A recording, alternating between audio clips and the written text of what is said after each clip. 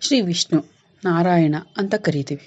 ಅವನು ದಶಾವತಾರ ಎತ್ತಬೇಕಾದ್ರೆ ಅದಕ್ಕೂ ಮುಂಚೆ ಒಂದು ಕಥೆ ಇದೆ. ಅವನಿಗೆ ಆ ಶಾಪ ಕೊಟ್ಟವ್ರು ಯಾರು, ಯಾಕೆ ಆ ಶಾಪ ಅವನಿಗೆ ಬಂತು, ಅದ್ರ ಹಿಂದೆ ಇರುವ ಕಾರಣ ಏನು ಅಂತ ಈ ವಿಡಿಯೋದಲ್ಲಿ ತಿಳಿಸ್ಕೊಡ್ತೀನಿ. ಈ ಕಥೆಯನ್ನು ಕೇಳಿದವ್ರಿಗೂ ಕೂಡ ವಿಷ್ಣುವಿನ ಅನುಗ್ರಹ ಆಗತ್ತೆ ಅಂತ ಹೇಳ್ತಾ ಈ ಕಥೆಯನ್ನು ಕೇಳಿ. ಇದುವರೆಗೂ ಯಾರು ನನ್ನ ಚಾನಲ್ ಸಬ್ಸ್ಕ್ರೈಬ್ ಮಾಡದೆ ನೋಡ್ತಾ ಇದ್ದಾರೆ ಅವರು ಸಬ್ಸ್ಕ್ರೈಬ್ ಮಾಡಿಕೊಂಡು ಪಕ್ಕದಲ್ಲಿ ಕಾಣೋ ಬೆಲ್ ಐಕನ್ ಮೇಲೆ ಕ್ಲಿಕ್ ಮಾಡಿ ಆಲ್ ನೋಟಿಫಿಕೇಶನ್ ಸೆಲೆಕ್ಟ್ ಮಾಡ್ಕೊಳ್ಳಿ. ಹಾಗೆ ವಿಡಿಯೋಗೆ ಒಂದು ಲೈಕ್ ಮಾಡಿ ಮತ್ತು ಓಂ ನಾರಾಯಣ ನಮಃ ಅಥವಾ ಓಂ ವಿಷ್ಣುವೇ ನಮಃ ಅಂತ ಕಮೆಂಟ್ ಮುಖಾಂತರ ತಿಳಿಸಿ. ಸೂರ್ಯವಂಶದಲ್ಲಿ ಅಂಬರೀಷ ಎಂಬುವ ರಾಜ ಜನಿಸಿದ್ದನು. ಅವನು ಪರಮ ವಿಷ್ಣು ಭಕ್ತ, ದೃಢವ್ರತ, ನಿಷ್ಠೆಯಿಂದ ಏಕಾದಶಿ ವ್ರತವನ್ನು ಆಚರಿಸುತ್ತಿದ್ದನು. ಅಂಬರೀಷನು ಪ್ರತಿ ಏಕಾದಶಿ ದಿನದಂದು ಉಪವಾಸ ಮಾಡಿ ಅತಿಥಿಗಳ ಆದರ ಮಾಡುತ್ತಾ ಸದಾ ಹರಿಚಿಂತನೆ ಮಾಡುತ್ತಿದ್ದನು.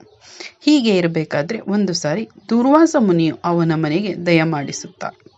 ಋತಭಂಗಕ್ಕೆಂದೇ ಸಾಕ್ಷಾತ್ಕರಿಸಿದ ದುರ್ದೈವವೋ ಎಂಬಂತೆ ಆ ಮುನಿಯು ಮನೆಗೆ ಬಂದಾಗ ಅಂದು ದ್ವಾದಶಿ ತಿಥಿ ಇರುತ್ತದೆ. ಅದು ಒಂದು ಗಳಿಗೆ ಮಾತ್ರ ಉಳಿದಿರುತ್ತದೆ. ಅತಿಥಿ ಸತ್ಕಾರದಲ್ಲಿ ಲೋಪವಾಗದಂತೆ ಅಂದು ಅತಿಥಿಯಾಗಿ ಆತಿಥ್ಯವನ್ನು ಯಾಚಿಸಿ ಬಂದ ದುರ್ವಾಸನನ್ನು ಅಂಬರೀಷ ಭೀತನಾಗಿಯೇ ಆಹ್ವಾನಿಸುತ್ತಾನೆ. ಮುನಿಗೆ ಪಾದ್ಯಾದಿಗಳನ್ನು ಕೊಟ್ಟು ಪಾದಗಳನ್ನು ಪೂಜಿಸಿ ನಮಸ್ಕರಿಸಿ ಕುಶಲ ಪ್ರಶ್ನೆಗಳನ್ನು ಮಾಡಿ ತ್ವರೆಯಾಗಿ ಅಂದರೆ ಬೇಗನೆ ಅನುಷ್ಠಾದಿಗಳನ್ನು ಮುಗಿಸಿ ಭೋಜನಕ್ಕೆ ದಯಮಾಡಿಸಬೇಕೆಂದು ಕೇಳಿಕೊಳ್ಳುತ್ತಾನೆ.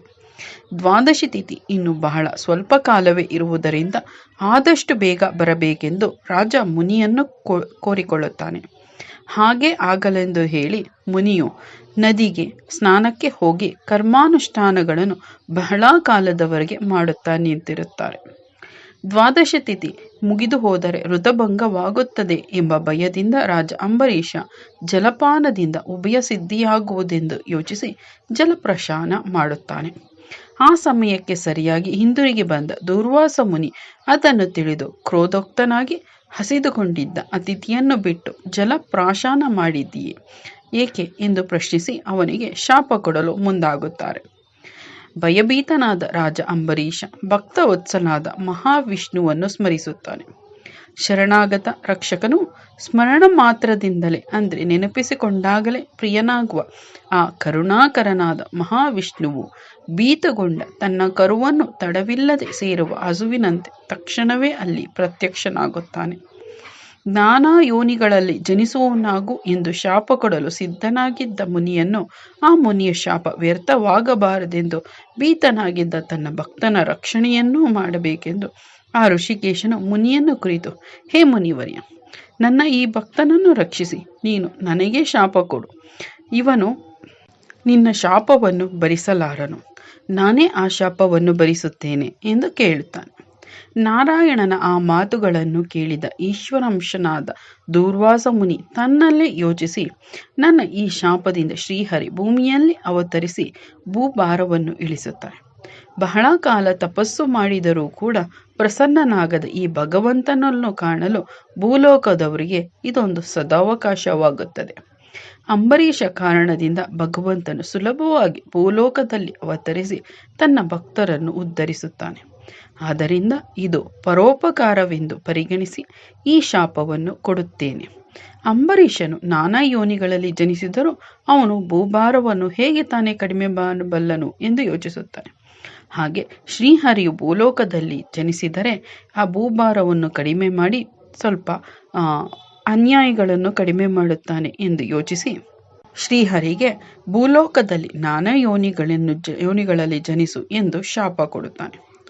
ನಂತರ, ಹೇ ದೇವ, ನೀನು ವಿಶ್ವಾತ್ಮನು, ಸ್ಥೂಲ ಸೂಕ್ಷ್ಮಗಳೆಲ್ಲವೂ ನಿನ್ನ ನಿವಾಸ ಸ್ಥಾನಗಳೇ, ಜನ್ಮರಹಿತನೂ ನೀನು. ಹಾಗಿದ್ದರೂ ಮತ್ಸ್ಯಾದಿ ರೂಪಗಳಲ್ಲಿ 10 ಸಲ ಕ್ಷಿತಿಯಲ್ಲವತರಿಸಿ ದುಷ್ಟ ಸಂಹಾರಕನಾಗಿ ಶಿಷ್ಟ ರಕ್ಷಕನಾಗಿ ಲೋಕವನ್ನು ಪರಿಪಾಲಿಸು. ಮುನಿ ಹೇಳಿದ ಮಾತುಗಳನ್ನು ಕೇಳಿದ ಕರುಣಾತ್ಮಕವಾದ ಆ ನಾರಾಯಣನು ಭಕ್ತವತ್ಸಲನಾಗಿ ಆ ಶಾಪವನ್ನು ಗ್ರಹಿಸುತ್ತಾನೆ.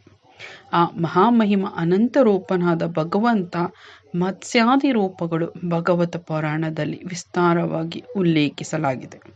ಇದು ಭಗವಂತ ಶ್ರೀನಾರಾಯಣನು ದಶಾವತಾರವನ್ನು ತಾಳಲು ಕಾರಣವಾದ ಕತೆ.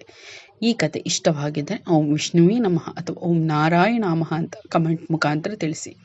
ಜೊತೆಗೆ ಈ ವಿಡಿಯೋಗೆ ಲೈಕ್ ಮಾಡಿ. ಹಾಗೆ ನನ್ನ ಚಾನಲ್ನ ಇನ್ನು ಯಾರು ಸಬ್ಸ್ಕ್ರೈಬ್ ಮಾಡದೆ ನೋಡ್ತಾ ಇದ್ದೀರಾ ಅವರು ಸಬ್ಸ್ಕ್ರೈಬ್ ಮಾಡಿಕೊಂಡು ಪಕ್ಕದಲ್ಲಿ ಕಾಣೋ ಬೆಲ್ ಐಕನ್ ಮೇಲೆ ಕ್ಲಿಕ್ ಮಾಡಿ ಆಲ್ ನೋಟಿಫಿಕೇಶನ್ ಸೆಲೆಕ್ಟ್ ಮಾಡ್ಕೊಳ್ಳಿ.